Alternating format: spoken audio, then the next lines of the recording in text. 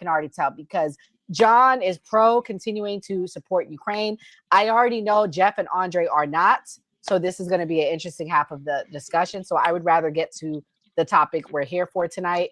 I want to start by playing this little clip update of what's going on in Ukraine. And then also I'm going to put the article on the screen that you told me about, John, for the update on that. Let's watch. Here we go.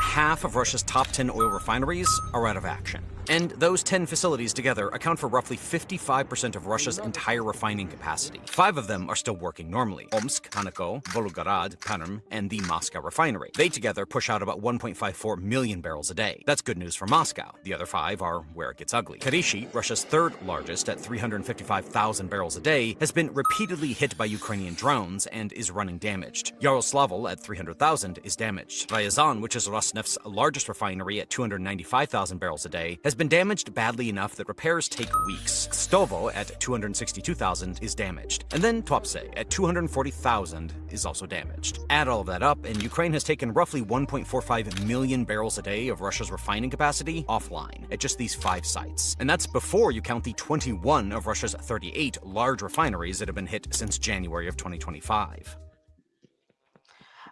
So before we begin, John, I would like you to give us a little background about how you came. I know you told us before, but many people are watching that it may have seen the episode. Can you tell us again about how you came to go and serve and help Ukraine? I'm sorry, John. One second. Go ahead. Sorry. All right. So my past life, when I was a trial lawyer, I was doing a lot of pro bono work for people, refugees and so forth. Also journalist serving over in Ukraine. When I learned firsthand and saw what's going on over there, about the genocide that Russia is engaging in over there, and the fact that they've killed nearly 10 million plus Ukrainians over time. Shit ain't funny, Andre. You think it's fucking funny? It ain't funny. I've been there. I've seen fucking dead bodies. What the fuck have you seen? You ain't seen shit. Okay. So don't fucking John, don't get mad. I've seen dead bodies too, buddy. Man. You know, I've seen it in my own community, in my own country. All right. You know what? I'm just going to ignore him and I'm just going to keep talking. All right. So the fact is, I went over there. I served in the infantry. I saw hundreds of war crimes myself personally, blowing up children's hospitals, blowing up, school buses full of kids, bombing fire stations. I've seen everything over there. Exactly. And, I know some people over here that may not have seen that, but it is validated by all kinds of independent organizations. I've got a friend who's the producer of the Human Safari movie in Kyrgyzstan, where they fly drones into civilians every single day. So I served in the infantry over there for about a year and a half, and came back, and I still do humanitarian support for the people over there, for the children. They have an entire school system in Kharkiv, a city of over 1 million people up north. That is, in fact, where the kids go to school underground right now because of the constant bombings. So I started off over there in combat. I served over there for about a year and a half, and I go back about every 120 days. So about every couple months, about 3 times a year, to support my units, to support humanitarian organizations over there.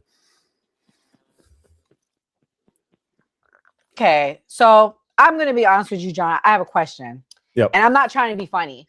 Why did you choose to go there versus taking the time to retire and help Americans? I just want to understand what really conflicted you to do that, because we have so many problems here in America. And I'm really saying that respectfully. I'm not trying to be funny. I want to understand what pushed you to really take that leap to go there. Yeah. So here's the reason. So in 1994, they had the 3rd largest nuclear arsenal in the world on their territory. It was the nuclear weapons left over by Russia, right? And we promised that we would provide them security guarantees and we would help them out if, in fact, Russia ever invaded again.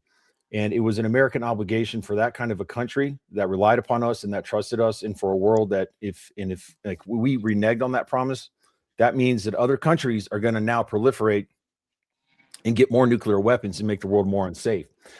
The scale of what is happening over there, you look at just Mariupol alone, where you have 40 to 50,000 civilians. I've got my friends that served over there that were prisoners of war that were trapped in Mariupol. It's the kind of barbaric thing that you're talking about over there. And I did do a lot of work over here. I did tons and tons of pro bono work for domestic violence victims, for lots of other people in unfortunate situations, socioeconomic, as depressed areas and things like that. So I would say probably a third of my practice was pro bono work. But having mass murder and genocide happening right over there at that time, because in a country that relied upon us, and the historical precedent for that, you know, and like I said, 10 million people have been killed. Ukrainians have been killed by Russia in the past 100 years. That's why I did it, because of the violence that was happening, the quickness of it, and the fact that these people trusted and relied upon America. And I felt my obligation as American to help them out. Okay, my last question, then I'm gonna play some clips and get other people in here. Do you have any personal connection to Ukraine or Russia? I'm just curious. Other than the people I know over there, I do not have a family history or anything like that. So no like family history, no like, you know, history with the country, anything like that. He was simply trying to do, you know, the right thing, and is motivated by the violence of what Russia was doing. And listen, I will say this, you know, like having seen what Russia did in Syria, the way they flattened Aleppo and all those other cities, and knowing lots of Syrians and knowing people in a lot of those places that have suffered, you know, all different kinds, you know, Muslims in Syria, you know, Muslims in Chechnya, you know, and things like that. It is a state that is really focusing on taking advantage of the countries around it, engaging in violence, you know, across the planet. So that's my only connection, I guess. Okay, so just having like empathy. But Jeff actually does have a connection there. Jeff is Ukrainian by like half. And I'm going to get Jeff in here. Jeff, should we continue to support Ukraine? Would you go and pick up arms and go fight the way John did? And what's your thoughts on all of this? You know, I get that all the time in TikTok. People are like, oh, you're Ukrainian and you're not fighting in the front lines over there. It's like, I wouldn't fight on the front lines here or over there. We're both, it's like, we're literally both not fighting. It's the same thing. It's literally the same thing. It's like they're pulling, despite like me being Ukrainian, they're pulling Ukrainian men out to serve for Israel. Okay. It's the same thing that happened to the Marine that went viral for breaking his arm. We're pulling him away to literally fight for Israel. It's like at the end of the day, it's stupid. So, I mean, I could say more. I don't know if you wanted to watch the clip or what, but. No, go ahead. I'm putting it on the screen so we show everybody what's going on and what it looks like over there in Ukraine. You can say more. You can say, you know, do you support the war or us continuing to support? What's your thoughts? No, yeah, I don't. I just never supported it. Like, but it's like war is just so different than it used to be, right? So, like, obviously, we're both wars are supporting a certain global entity, if it wants to call itself a country. With I, and you know, it's like, yeah, it's bullshit. It's a bunch of bullshit. I mean, I really don't know what to say other than that. I of course have empathy for those who have died on both sides. Just like here, or well, here meaning America, meaning like what's actually happening in Iran and Israel. It's like I don't want anyone to die. No one wants death and war and shit like that. But it's like at the end of the day, we're both serving different master. It's Julinsky versus Netanyahu. You know? Okay. That's a good point to make. Like, you just think like we're just supporting one war to the next, basically. And this is what this guy had to say about what's going on. He was on Piers Morgan. Let's watch. Your view of Putin today? You have always got me into the hot seat because you know I speak my heart. Frankly, nothing's changed. To me, Ukraine is a tragedy pushed by the United States. We were after Russia. We've been after Russia, frankly, since 1917, 18, 19. We invaded Russia. We've done to Russia, constantly treated it like a boogeyman. Roosevelt is the only president, and Kennedy were the only two presidents that gave it the benefit of the doubt. And in time, you realize that the more you trust, the more you are trusted. Trust works between nations. We have treated them as vile outcasts. Our media has been awful. They don't re-examine their own prejudices. It's been, frankly, reading the news and following it has been very depressing. But the truth is that Ukraine is a corrupt country, and the people who are running it are really corrupt, and they don't deserve what the kind of money they were giving them. We're supporting like the Vietnam regime, we're supporting a corrupt regime. We throw money away like it's senseless. I think just to add a couple things on the Russia war, we talked recently to some advisors to Putin, and you have to recognize that Putin is very restrained. If Russia was doing to Ukraine what Israel has done to Gaza, I think there would be a huge different shift in perspective on things, right? I mean, the truth is Israel's gotten away with destroying Gaza. Russia's not treating Kiev that way for a very important reason. Kiev is historically considered part of Russia. You understand, historically, ancestrally, they are connected. So Putin has been very restrained in all our conversations. We've understood he could have pushed. There are many people saying, advisors that are right-wing, more right-wing than him, saying that there are weapons coming from Romania and Poland, bomb the weapons depots, right? I think Putin has been very restrained in his war. And I think you compare what happened, the amount of civilians killed in Ukraine compared to Gaza, and the statistics speak for themselves. What the West doesn't understand and never did is that Putin doesn't want Ukraine back. He wants Ukraine neutral, and he said that time and time again. Neutral. Doesn't want NATO and all its people and its right-wing factor in Ukraine, and he's defending his own country because it's like Canada to us. If the Chinese or the Russians were in Canada like we are in Ukraine, we'd be freaking out. The Cuban Missile Crisis is a great example of what happened when the Russians tried to bring missiles 90 miles from our coast. That's what Kiev and whatnot is to Russia. So we have to look at it, as Jeffrey Sachs has pointed out, I think more eloquently than we can right now. I think a very similar perspective. Okay, I'm going to get you back in here in a few minutes, John. Remember what all was discussed, because I have some questions for you. But Andre, what's your thoughts on what you heard? Is that your reason why you don't support Ukraine and you're pro-Russia? Like, why do you have such a strong position? And I want to thank everybody on the line for their service. Gray, Andre, and John have all served in the military. So again, thank you all for your service.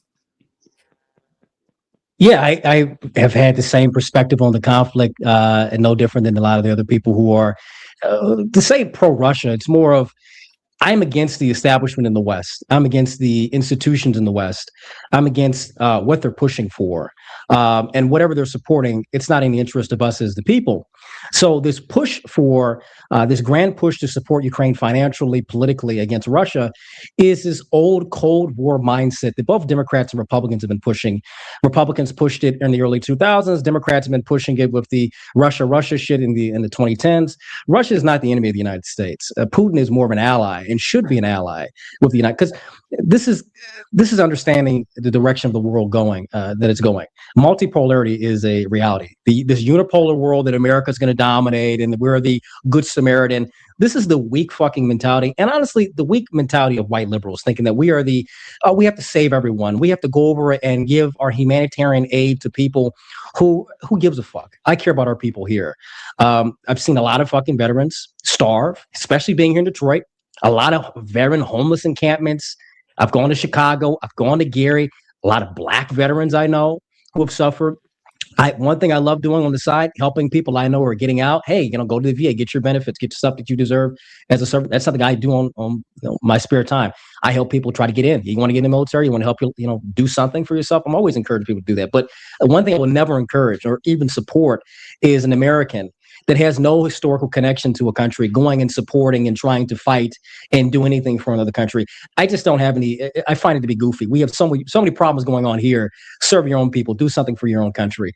So at the end of the day, what Russia is doing in Ukraine is no different than how we felt during the Cuban Missile Crisis. It's no different than how we would feel if Mexico or Canada went to the favor of the Chinese. We would be royally pissed. In fact, we did the entire operation in Venezuela. Could be something, we could compare that to no different than what Russia's doing. So I think we can agree on that for sure. Going forward, a relationship with Russia, a superpower, by the way, a good relationship with them would be good for the world. And allowing them to take Ukraine would actually be a good start. Hold on, John. I'm gonna have you respond, but I'm gonna break it up a little bit. I'm gonna get the girls in here. Kimberly, what's your thoughts? Are you pro helping Ukraine, or are you saying we should mind our business, or are you pro Russia? I'm not pro. I'm not pro Russia, but so the whole thing with Ukraine is not only are they one of or notoriously known as the most corrupt country in Europe, especially with the dealings in Burisma, and I got actually banned off of Twitter after the whole laptop story came down and the whole Burisma thing. I was talking a lot of shit about Hunter Biden, but it goes back to the 90s because in 1991, they should have disbanded NATO after the fall of the Soviet Union, but instead they expanded NATO. And the only reason why they did that is because war is profitable. I get slurred being called a pacifist every now and then, but even just like the Christian just war theory, which means no wars of aggression, I'm for that. But literally since World War II, every war that this United States has started is illegal. It's a war of aggression. So I'm not against defending yourself, but I am against wars of aggression. In the case of Ukraine, there was a coup in 2014 called the Maidan coup, and there was a leak of a phone call where through USAID and other organizations, we poured millions of dollars into that coup because the leader was more pro-Russia and having normalization with Russia, which is good. So we couped that leader, and then we put in the one we wanted, which was more US friendly, because of course we want to control resources, and then also war is profitable. If you listen to just the words that Vladimir Putin says, he speaks very clearly, and he said that he didn't want the expansion of NATO to continue, and it's gotten worse. And every year they expand. Every time they expand NATO, he speaks out against it. He speaks out against, which is basically the United States expansion of NATO, and that's why he made the decision to invade Ukraine. And to this day, whenever they have talks, the United States is the one that, even at the very beginning, the UK also went, and Boris Johnson, and they didn't want them to settle right away because they want to keep profiting off of war, which is what NATO does. NATO funnels weapons manufacturers in the United States make a lot of money off of that. They got to keep the stock profiles up, and that's why it's continued to this day. It could have ended a long time ago, but the United States and the West won't allow that. So I'm against just war in general, but that doesn't necessarily mean I'm sympathetic to Vladimir Putin. I don't think that he's necessarily a good guy, but Andre's right. We are looking at a multipolar world, and in order for US hegemony to thrive, I mean, it's not going to. There's a big AI bubble, but the cost of the US hegemony is, like I say all the time, is murder and war. And unfortunately, it's profitable. All right, John. So I'm going to get you in here. So I think back to that clip, and he brings up a good point. You know, like basically Russia was working with Cuba at the time during the Cuban Missile Crisis. Is that why you're supporting Ukraine? Because you want to keep like Russia aggression at bay to prevent them from cozying up to like places like Cuba and Venezuela, if we can weaken them? Like, I want to get your opinion on that. So, okay, I think the first thing I should say is I want to try to just bring it back to, there are things that I've heard that I actually agree with. I do think that what we did in Venezuela, it is massively illegal. It is totally wrong. It is the war crime of pillage and stealing their oil. It is overriding the popular will of 27 million people. So what Trump did there is horrible and disgusting. And I just, because I, think Ukraine should have the right to self-defense, and that we should honor the obligations we made to them when they gave up their third largest nuclear arsenal in exchange for guarantees that we would protect them. And Russia also signed a document, the Budapest Memorandum, saying they would not invade Ukraine. They broke their own deal when they did that. That does not mean I agree with all of foreign policy. And I bet there's all kinds of stuff that we could agree on American foreign policy that I'm against. Okay. So I just, like, in the discrete issue of where the United States promises to protect someone if they take a certain action, which helps reduce the amount of nuclear weapons in the world, we should just honor those agreements. And that's really where I come back on it. With respect to, so why I did that is, why I went over there is because they relied upon us. and we had an obligation to protect them. It was specific to that. So, like, just because I think Ukrainians should not have to have missiles go into hospitals filled with children. I've seen a children's cancer hospital, okay, blown up, like, and I can prove this by, beyond a reasonable doubt whatsoever. I've got the videos and stuff. I mean, I can show you war crimes as they happen. I can show you explosions I was in Kherson when they blew up a dam. And then, I've seen firefighters and first responders killed right in front of me. So, like, people can shake their head, but that's what I've seen. All right. And that's wrong. And it shouldn't happen. As far as like NATO expansion, that's a Russian propaganda myth. I can show you video of Mikhail Gorbachev himself on tape saying, they never promised me that. They never promised me that. Show me evidence where that's happened. I have a videotape of Gorbachev saying that's not what happened. So if you guys have something different, I'd love to see it. The myth of a coup, it was not a coup. Okay. And even if it were, Zelensky was elected with 71% of the vote, and that was an internationally recognized, and it was overseen, an election overseen by international observers. So, these are facts. This is reality. And the fact of the matter is, as far as corruption in America now, we are not really in a place, I think, to be talking about people's corruption. I can speak on what I saw. And I dealt with a lot of situations where, like, how we were handling American weapons that were given to us and how we had to account for them. The Ukrainians have made a lot of strides. Yes, there was corruption in the past, but you know what that corruption is? That is a legacy of Soviet domination and control, Russian domination and control. And if you look at a lot of these former states that were under Russian control involuntarily, whether it's Poland, whether it's Kazakhstan, whether it's Ukraine, wherever it may be, they have issues with corruption, because that's a legacy of what happened in the Soviet Union. So, that's my general thoughts and everything. I can't really address everything that was said. I got you. I will say this though, one more thing. Mm-hmm. The fact that the statement that Russia isn't our enemy. I know people who have worked for our government who were subjected to Havana syndrome, who are crippled for life. And there's hundreds of people like that. And that is a Russian operation that was, worked against our intelligence agents, where they used actual sonic weapons to disable people before they invaded Ukraine. They've been caught in plots to blow up airliners coming to the United States. There's a court case going on. There's multiple court cases going on like that right now in Europe. They have engaged in all kinds of arson and dozens and dozens and dozens of kinetic violent attacks all across Europe. So they are attacking us. And so I don't think it's accurate. The Colonial Pipeline hack, for example, the entire Eastern Seaboard's gas system was shut down because they engaged in hacks and ransomware. These are all things that are well known, well established with a lot of evidence. So that's sort of my statement on everything. That's why I went over there. There are a lot of things we could agree on. I'm going to let the last two people in here. Gray, I'm going to get you in here. Is Russia our friend, our enemy? Do you support us continuing to support Ukraine? I think that's a loaded question. I think the real question is, what's America's interest? And I remember when Trump was getting elected, a lot of people were saying, oh, I trust Trump more because Trump is basically friends with Vladimir Putin, right? So they felt like he was going to be able to negotiate better and that he was going to have more leverage. So are they our friend or not? Is really what we need to learn is what's going on back doors, what's going on backstage. I don't know if they are. That's a question for Trump. That's a question for the Trump administration. Okay, Mia, friend, enemy, what you think about Russia? Should we continue to give our money to Ukraine? So hold on real quick, just to be clear, real quick. I don't want to interrupt. We are giving zero money to Ukraine right now, just to be 100% clear. And it's been that way for a while. So just really?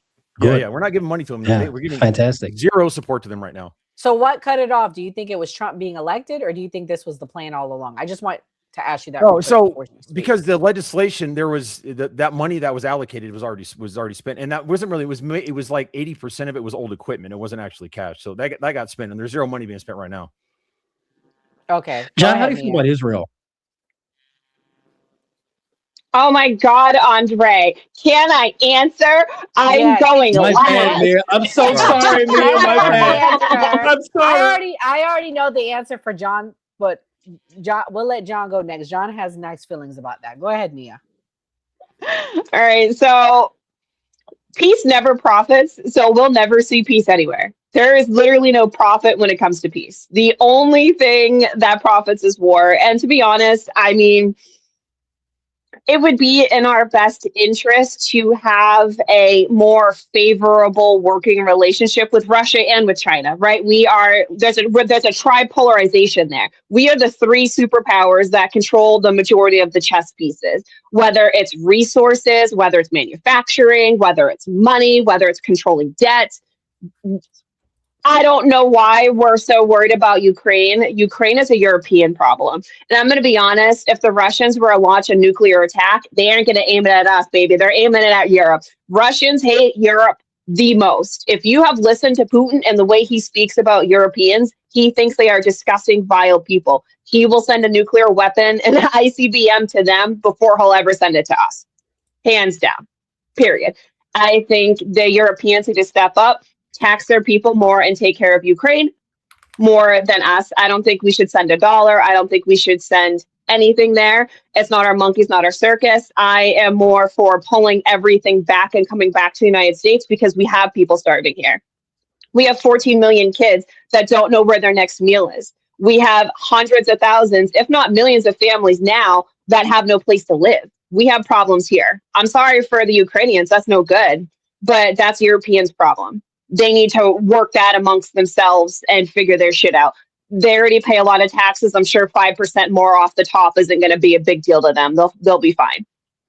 So I have the numbers real quick. Europe has paid, they're covering Ukraine 100%. We're giving $0 and they've given $70 billion more than the United States has. But the U.S. hasn't been paying for a minute. But what is this? It says we signed something.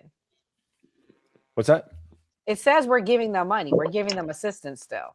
Oy vey. Yeah. That's, I mean, I don't know what you're looking at, but that's not what I'm, they cut off the aid right now and pretty much. And in fact, what's happening is that Europe is buying weapons from U.S. contractors to give to Ukraine. So that's the only aid only aid that's going is actually stuff we sold them. We shouldn't be allowing that either. All right, I'll let you answer the question now, John. What do you think about Israel? He asked you. Oh, I think Israel.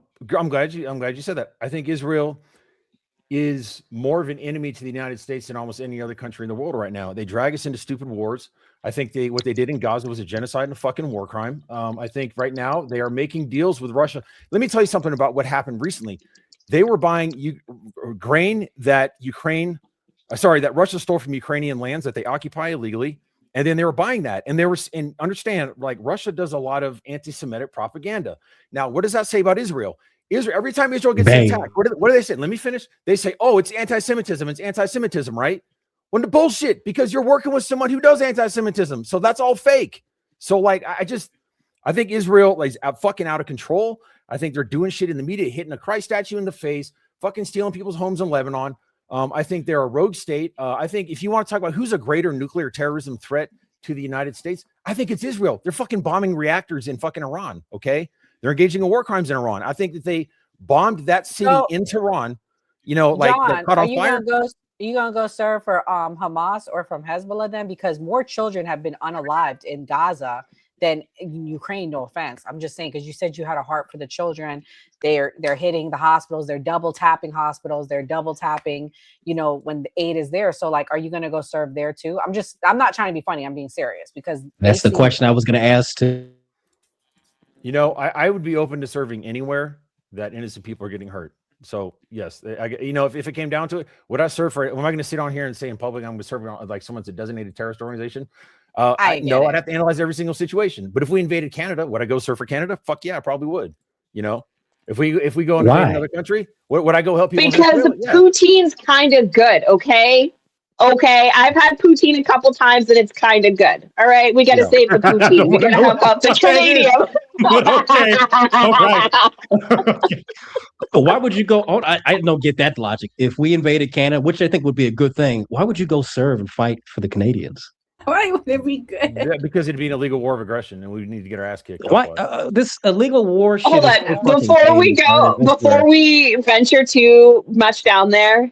I think another really suspicious thing when it comes to Ukraine and just in general is the fact that Zelensky's a Jew and they make up 0.2% of the entire population. So how the fuck did the one Jewish dude and like the entire country get elected? I don't get it. Like 80% of them are Orthodox Christians of some variety. So how did the one Jewish man, actor, individual get fucking elected out of a sea of Christians? They found like the one Jew. I want to know that. There's a lot of Muslims too. There's a lot of different. I mean, it's a very diverse area. But I will say this: fucking Zelensky does not like Israel. He's trying to sanction them in front of the fucking European Union right now as we speak. So I mean, just keep that in mind. You know, they're against Israel right now. He's probably Jews. I mean, regardless if he's doing whatever for Israel or against Israel, he's still a pawn of the Jewish establishment and organized Jewry worldwide. And we're looking at what the push is right now when it comes to the State Department, when it comes to business, media. Go look at the last few years with the entire war for the last 10 years. They've been pushing Ukraine as the last bastion of freedom against Russian aggression. Why? So what does that have to do with him being a Jew? What does that have to do with him being a Jew, though? Well, it has everything to do with being a Jew. What? Tell me. Jews happen to, we look at this historically, have always been in positions of power, always been pawns, pushing for certain, especially these Jews who can blend in very easily, have always been pushing these things and policies. Oh, the civil rights movement is a big example of Jews pushing shit. Zelensky a Jewish figurehead, as you're saying, or however you're trying to describe it. Well, his little nose and his little accent, I can tell he's Jewish from the way he talks. He sounds like either a Russian or a That's not a Jew. fucking argument. It's not anti-Semitic. It's a joke. Because of the way his fucking nose looks. Are you insane, dude? His little nose. It's the same racist shit that people say against Jesus fucking Christ, he looks very Jewish. Oh my God. Why are you jumping out? Because I don't like Ukraine. I don't like you. Have your evidence is his nose. You're acting like a black woman right now. I get it. His Jewish behavior. It's very Jewish. You have no evidence. That's your argument. It's very intellectual. I'm impressed. I have no evidence of what? That he's a Jew? I think it was very evident that he's a Jew. He has a Jewish ancestry. Jews have always been put in power throughout Soviet history, throughout Eastern European history. I mean, that's not as very uncommon. Even though much of Eastern Europe has always been Christian, it seems that Jews have always been organized and in position to power, especially throughout the Soviet era. Okay. And even now, we see even more today. Answer the original question about why. I did. I answered your question. Why is he a Jewish pawn of the West, as you said? And your answer is no. One, we're saying I could say this: the amount of business, military, all the military industrial complex funding Ukraine and trying to support Ukraine against Russia, which is a predominantly Christian country, which is a very powerful country, which should be our ally. Powerful country. The interest of the Jewish establishment. 20% of the people don't even have toilets. They got. Are you going to make the argument? I know he's going to say this. He's going to make the John McCain argument. Russia's a gas station with nuclear weapons. Are you going to say that? A tiny economy. Are you going to say that? California. Yeah, they got no power. Yeah, Russia's still a world power. Is Russia not a world power? They got to get help from North Korea and all these China and all this other help. Very good in Ukraine. They're doing very good in Ukraine. 35,000 They're doing very good in Ukraine. They don't have to push as much because this is a war with Russia. I think you would know that. 4 years there, right? Ukraine. That's weak. That ain't power. They're beating Ukraine, John. They're able to take on the West in Ukraine. They have less territory now than in 2023. They're going backwards. No, they don't. They've been taking even more territory. That's why. You can make stuff up. I mean, how many Ukrainians got killed? How many Ukrainians got killed in Turkey last year? All right, how many Ukrainians got killed in last year? Yeah. You guys can set up a debate. He's shipping out. Yeah. That would be great. That would be great. We can debate Ukraine. Yeah. We'll talk. I'll be the moderator. John might not want to come back. John's like, I'll come back. I love you guys. It's all good. But okay, John should guys. definitely come back and tell us how Ukraine is. Side note, thank you, John, for coming and sharing. I gotta do a shameless plug while the views are high. We do have a debate coming Sunday, guys. Andre and Opinionated Girl. I don't know if she's gonna really show up. She probably might see this stream, honey, and be like, I don't want to deal with him. But if she shows up, it will be Sunday at 8. I'm just kidding. She's gonna show up Sunday at 8. We're so looking forward to it. John, thank you for coming. We do have to set up a debate. We Andre, are gonna have a great day. Yeah, we are going to have a debate. John, what's your closing thoughts? You know what? It's just my closing thoughts is, I think there's a lot of things we can agree on, and I want to focus on things we can agree on and learn more from each other. And I appreciate the time, and I appreciate Andre. I appreciate everybody. Even though it may got a little heated here and there, I love you all, and I just want to make sure that I give out, love and virtual hugs for everybody and unity, and we all hope for a better world. So let's work on that. Agree, John. Thank you so much for coming. I greatly appreciate you. Mia, what's your closing thoughts there? This has been a very fun episode. We have talked about a wide variety of topics, a very wide variety of topics. And I know there's a lot of uncertainty happening in this country. I know things are a lot, it's just crazy. And I understand a lot of Americans are struggling, myself included, when it comes to all these things. So I am on Quiver Quantitative, and I'm going to tell you the top 3 shares that Nancy Pelosi has bought that all of you should buy as well. So it looks like she bought a bunch of Amazon, a bunch of Google, and a bunch of NVIDIA and Tempest AI Incorporated. Take that with your will. Go buy you some shares because Nancy's doing it, and she's up 855% compared to everybody else. So do with that information what you will. Go get your bag. She giving out stock advice over here. Kimberly, what's your closing thoughts? She trying to get you rich. I love that. I'm here for it. My closing thoughts. There were a lot of different topics today, but I just want to end with, we should have disbanded NATO a long time ago, and we should stop funding Israel. I think that, especially because I'm also Mexican, and when you look at the United States from other countries they don't look at us with googly eyes. They don't look at us through rose-colored glasses. They know that we're the big bad bully all over the world. That isn't going to last with the big AI bubble. There is multipolarity. There's BRICS. There's the fall of the petrodollar with the Iran war right now. There's a lot of things that are really starting to hurt the United States. It's not that I don't want the United States to be number one. I love this country. I think we are the greatest country on the face of this earth. I live here, not in Mexico, even though I'm Mexican. But we really need to just kind of step back and observe the United States from the point of view of the world. We're not the good guys here. We, whenever there's a war in the world, the United States, you can assume it's a war of aggression, and it's a war for profit and murder. And we should all be against that as Americans. Dissent is the highest form of patriotism. And it was a fun night with listening to all of you guys. It was really great. Thank you. Jeff, welcome back. What's your closing thoughts? Honestly, I probably got to get better at closing thoughts. I really don't have much to say aside from I don't see how the answers for things are just obvious. Like certain things that should be happening in the world versus shouldn't. So that being said, we definitely shouldn't be in any of these wars. None of these wars should be happening. And I'll work on delivering some closing thoughts. I'm kind of just like one of those dudes who just Irish exits everywhere, Makes sense. All I good, got you. Andre, what's your closing thoughts? Love John. John's nice, but not a big supporter of Ukraine. It's a waste of our time. Not our problem. We got way greater issues going on here in the United States.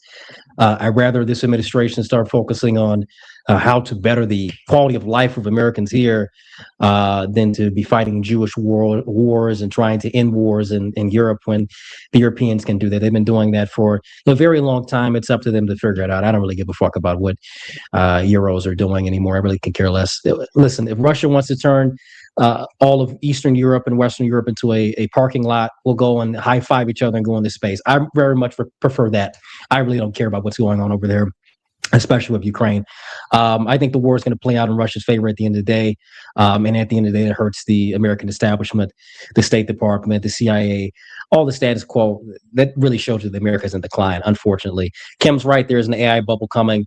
China will surpass us economically. We will fall into probably another Great Depression in maybe the next few years. It's going to be very depressing here in this country. But with that, as things get worse, things will get better in return. And that's what I'm looking at. It's good that things are getting worse in this country. It's good that we're going through these hard times because as Americans, we always come out very strong on the other end. And that's where I'm very optimistic on. I don't think it will be the end of days for America, but it will be a new era for us as a people. So that's how I'm viewing it. The Zeus Network shit ran by Jews.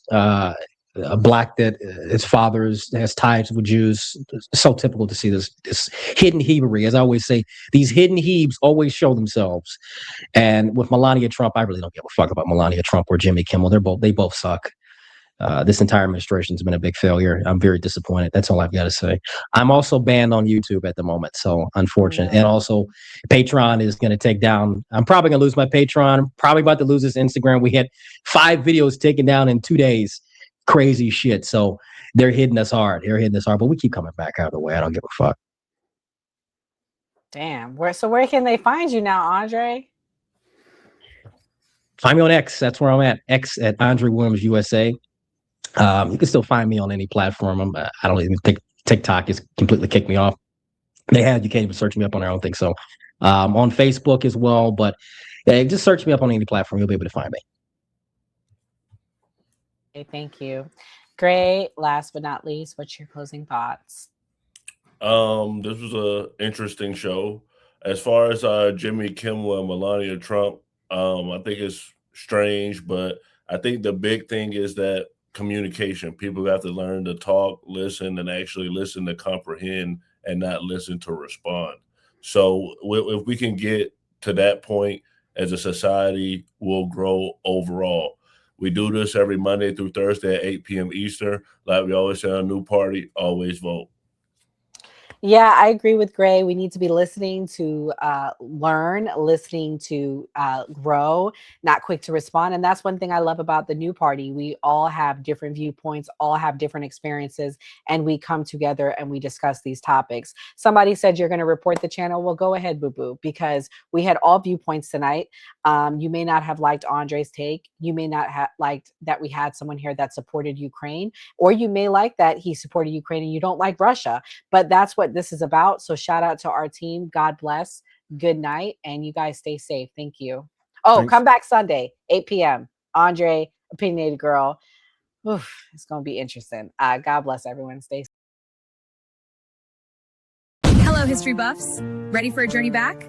Look at this encampment. The spirit of 76 is alive. Freedom of our future. A true patriot savors these moments, but the fight for liberty calls. To the encampment for freedom of our future. For liberty. This is what American patriotism is all about. Look at these flags. They represent our fight for liberty.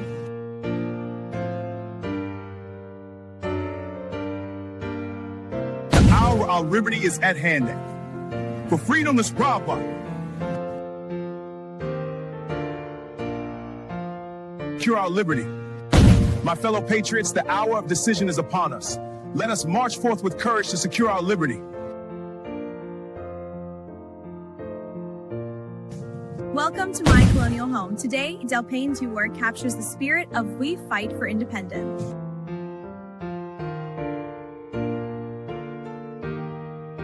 And our freedom. Greetings from the encampment. The spirit of liberty is strong.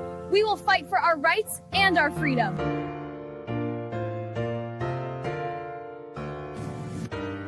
Hour is late. We must enact. To the encampment for liberty.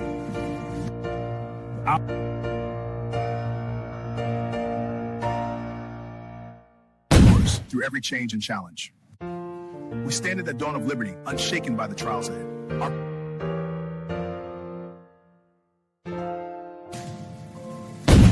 Soldiers, the enemy is near. Front line, flapping.